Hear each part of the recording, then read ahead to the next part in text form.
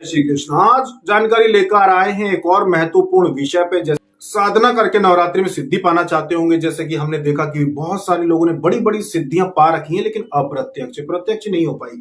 बहुत सारे लोगों के घर की देवी शक्तियां बहुत कमजोर हैं, वो घर के मंदिर से बाहर उनकी पहुंच ही नहीं है। मतलब घर के मंदिर में तो सिद्धि है, देवी है, लेकिन वो देवी घर के मंदिर से बाहर अपनी शक्ति को नहीं फैला पाती। क्योंकि अब बताते हैं कि हुआ क्या। एक साधक थे, उनके घर के मंदिर में देखा तो देवी सिद्धि है, और दूसरे घर के दूसरे कमरों में नकारात्मकता है, नेगेटिविटी है, उनके घर में नकारात्मक ऊर्जा है। अब भाई ये कैसे हुआ? ये हुआ ऐसे कि वो परेशान भी हैं, उनके मस्तिष्क पे भी उसका असर है, सोचने समझने में, हर चीज में लड़ाई झगड़े हो रहे हैं, सारी चीजें हो रही है, जबकि घर में सिद्धि है मंदिर में। अब वो किसी ने भी सिद्धि की हो, कैसे भी सिद्धि पाई हो, पर घर के मंदिर में तो सिद्धि है और दूसरे घर के क्षेत्र में सब गलत चीजें हैं। तो ये देखा गया कि उनके घर में एक चीज होती थी कि उनके घर में अशुद्धि बहुत थी। उनके घर में कोई भी जूते चप्पल पहन के घर में कहीं पूरे घर में घूम जाते थे।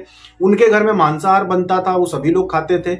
इस वजह से उनके घर पे बिना कोई क्रिया किए, मतलब किसी ने क्रिया नहीं करी, किसी ने गलत चीज छोड़ी नहीं, उनका घर का माहौल नकारात्मक चीजों के लिए सकारात्मक था। मतलब कोई भी नकारात्मक चीज, अगर वो कहीं भी जाते हैं, किसी की शव यात्रा में गए हैं, शमशान गए, कहीं भी गए, तो कोई भी नकारात्मक चीज उनको देखती और समझ जाती है कि भाई इसके घर में तो बहुत अच्छा माहौल है, नकारात्मक चीजों के लिए अपने लिए भी स्थान है, चलो लग जाओ उसको पीछे। और उनके पीछे पीछे लगे आ जाती है, क्योंकि उनको पता है।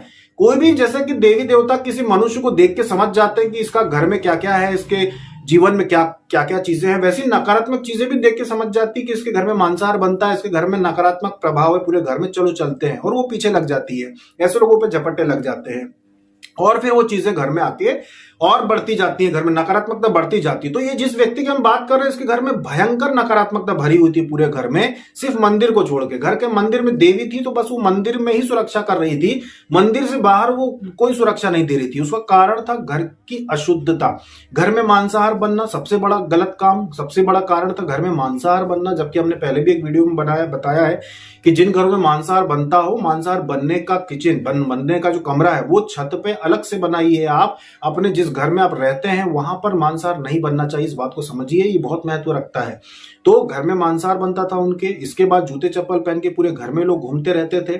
घर में नियमित रूप से पूजन नहीं होता था, और सबसे बड़ी समस्या कि घर में जब आरती होती कभी कभार, तो उस आरती का दीपक पूरे घर में नहीं घुमाते। आरती का दीपक हमेशा पूरे घर में घुमाना बहुत जरूरी है। आरती करने के बाद आप दीपक को पूरे घर में घुमाइए, ये बहुत महत्व रखता है। अगर आप कपूर देते हैं भगवान को, कपूर का अगर आप धूप देते हैं तो वो कपूर भी पूरे घर में घुमाना चाहिए। अगर आपने गूगल का आपने धुआं दिया है, गूगल की धूप दी है, तो उसको भी पूरे घर में घुमाना चाहिए। आपके घर के दिए को, धूप को, कपूर की आरती को पूरे घर में अगर आप घुमाते हैं, गैलरी हो, कमरा हो, किचन हो, सब जगह घुमाते हैं, तो नकारात्मक ऊर्जा धीरे धीरे समाप्त होती है। और आपके घर की देवी शक्ति जो होती है ना, फिर वो आपके पूरे घर में उसका प्रभाव हो जाता है। फिर आपके घर की देवी पूरे घर को बंधन कर लेती है, पूरे घर का बंधन कर देती है कि कोई नकारात्मक चीज घर में ना आए, किसी प्रकार की हानि ना हो। लेकिन अगर आपका घर अशुद्ध रहेगा, जैसा कि हमने बताया कि उस साधक के साथ था, कि अगर इस तरह की अशुद्धि आपके घर में रहेगी तो फिर आपके ही घर की देवी देवता आपकी सुरक्षा नहीं कर पाते हैं, वो अपने मंदिर से बाहर ही नहीं आ पाते। अब सोचो ऐसी स्थिति में, अब उनके घर पे तो कोई क्रिया हुई नहीं थी पर नकारात्मकता भरी पड़ी थी। अगर मान लो कि अगर कोई उनके घर पे क्रिया करना चाहता, अगर उनके घर पे कोई दुश्मन होता और किसी प्रकार की कोई प्रयोग करना चाहता, तो बहुत आसानी से प्रयोग हो जाता, क्योंकि देवी देवता उनके घर के शक्तिहीन थे। घर में जो देवी थी उनको तुरंत बांध दिया जाता, क्योंकि पूरे घर में अशुद्धि फैली हुई थी पूरे घर में। मतलब अगर कोई उनका विनाश करना चाहता, विनाश तो वैसे भी हो रहा था, लड़ाई झगड़े हो सब कुछ, पर अगर कोई गलत करना चाहता तो बहुत आसानी से उनके घर में नुकसान पहुंचा सकता था, बर्बाद कर सकता था। तो इन बातों का ध्यान रखें कि अपने घर में पवित्रता बना के रखना कितना जरूरी है। घर में देवी देवता आपके हैं, वो तभी पूरे घर में प्रभाव देंगे, तभी वो आपकी सुरक्षा करेंगे जब पूरे घर में आरती घूमती हो, घर आपका पवित्र हो, जूते चप्पल अंदर नहीं लेके आना है। किसी भी बाहर के व्यक्ति को यूं ही पूरे घर में नहीं घुमाना है कि कोई भी आया पूरे घर में किसी भी कमरे में जाके बैठ गया, आपके बेडरूम में जाके बैठ गया, कहीं भी जाके बैठ गया। क्योंकि ऐसा भी होता है कि अगर कोई व्यक्ति के ऊपर क्रिया है, नकारात्मक चीज है, अब वो उसके ऊपर है, अब वो कहीं से आया आपके बिस्तर पे बैठ गया, नकारात्मक चीज ने देखा कि भाई ये ठीक जगह है और वो आपके बिस्तर में समा गई, अब वो तो चला गया, अब उस कमरे में आपको जब तक कहीं से आपका इलाज नहीं होगा, जब तक कहीं से झाड़ फूक नहीं होगी, जब तक कोई घर में बड़ा हवन नहीं होगा, वो नकारात्मक चीज आपको परेशान करती रहेगी। गंदे सपने आएंगे, डरावने सपने आएंगे, घबराहट होगी, कभी झटके लगेंगे, सब कुछ होगा, जबकि आप तो कहीं गलत जगह गए नहीं, आपकी तो किसी से लड़ाई झगड़ा है नहीं। सिर्फ ऐसा व्यक्ति आपके बेडरूम में चला गया और आपके बिस्तर पे बैठ गया जिसके ऊपर नकारात्मक चीज थी। इस वजह से भी बहुत सारी समस्याएं लोगों के घर में देखी गई हैं कि उनको इन चीजों का भी असर हो जाता है। तो इस बात का ध्यान रखें कि अगर कोई भी आपके घर में आता है तो सम्मान के साथ एक निश्चित दायरा बनाए कि इतनी जगह में ही लोगों को आप बिठाएं उठाएं, कि भाई इतनी जगह है, अपना हाल है, वहीं पे सबको उठाना बिठाना है। रिश्तेदारों की बात नहीं कर रहे हैं, बस यूं ही जो कुछ लोग आके कहीं भी घूम जाते हैं, और अगर कोई जाता है तो जल के छींटे दे। और इस बात को ध्यान रखें कि पूरे घर में आरती घुमाएं, तो नकारात्मकता अगर थोड़ी बहुत है तो अपने आप दूर हो जाती है, कहीं जाने की आवश्यकता नहीं पड़ती। अगर पूरे घर में आरती घूमती है, पूरे घर में अगर आप धुआं देते हैं, धूप देते हैं, तो वैसे भी नकारात्मकता धीरे धीरे धीरे धीरे धीरे धीरे 10-15 दिन में खत्म हो जाती है, अगर घर में है तो। इस बात को समझिए।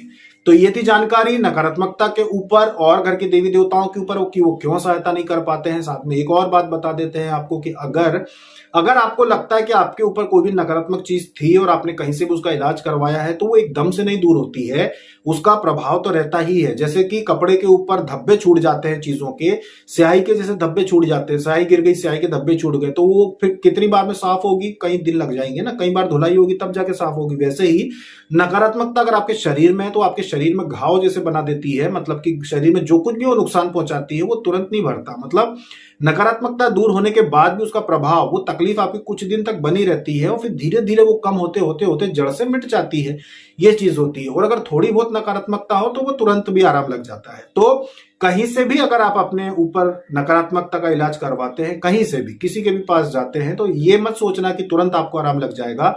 जो भी वो विधि आपको बताते हैं कि भाई आपको ये विधि करनी पड़ेगी, चाहे वो हवन की हो, चाहे वो किसी भी चीज की कोई विधि बताते हैं, तो नियम पूर्वक आपको वो विधि करनी चाहिए। वो विधि आप पूरी करिए, विधि को अधूरा मत छोड़िए। विधि का एक महत्व होता है कि भाई आपने चीज को तो दूर कर दिया, बीमारी तो दूर कर दी, पर जो घाव है आपके शरीर में, आपके घर में नकारात्मकता के, वो घाव भरने में समय लगता है।